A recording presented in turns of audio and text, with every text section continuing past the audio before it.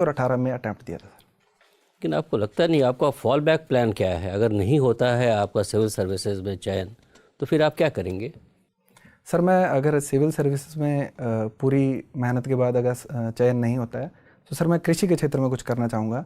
जैसे मैं किसानों के लिए कुछ एनजीओ खोलना चाहूँगा, या फिर अगर सरकार कोई लोन देती है तो मैं एक जो इंस्ट्रूमेंट है उसका पूल बैंकिंग खोलना चाहूँगा सर।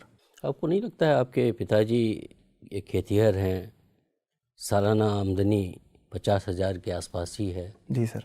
तो आपका ये कर्तव्य बनता था कि फाइनेंशियली आप फादर को सपोर्ट करें। आप बड़े हो गए हैं और इस मृग मरीचिका में आप पड़े हुए हैं, सिविल सर्विसेज नहीं हुआ तो? सर वैसे मुझे खुद पर इतना विश्वास तो है कि सर मैं अगर इस प्रयास में नहीं होता है तो मैं दो अगले प्रयासों में इसको कर लूँगा।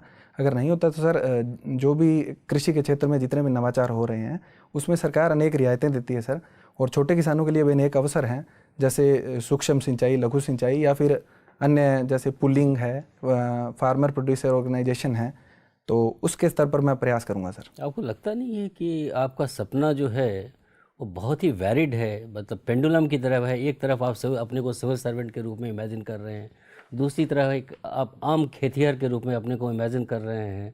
ये कैसे आप सामंजस्य रखते हैं इस दो प्रोफेशन में? सर सामंजस्य ये है कि जो सिविल सेवा है वो अत्यंत विविधता वाली सेवा है, तो इसमें सर किसानों का कल्याण भी शामिल है।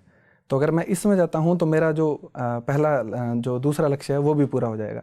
और अगर सिविल सर्विस में जाने का मौका नहीं मिलता है तो सर दूसरे बैकअप प्लान के रूप में मैं ये करना चाहूँ। सिविल सर्विसेज की क्या विशेषताएं हैं जिन्होंने आपको आकर्षित किया? सर मैं किसान पृष्ठभूमि से हूँ, और हमारे किसानों में जितनी भी समस्याएं होती है, जैसे सर पानी की जो वाराबंदी है उससे रिलेटेड, या नहर से पानी की चोरी होती है उससे रिलेटेड, तो सर किसान लोग हैं वो कलेक्ट्रेट में जाकर ज्ञापन देते थे।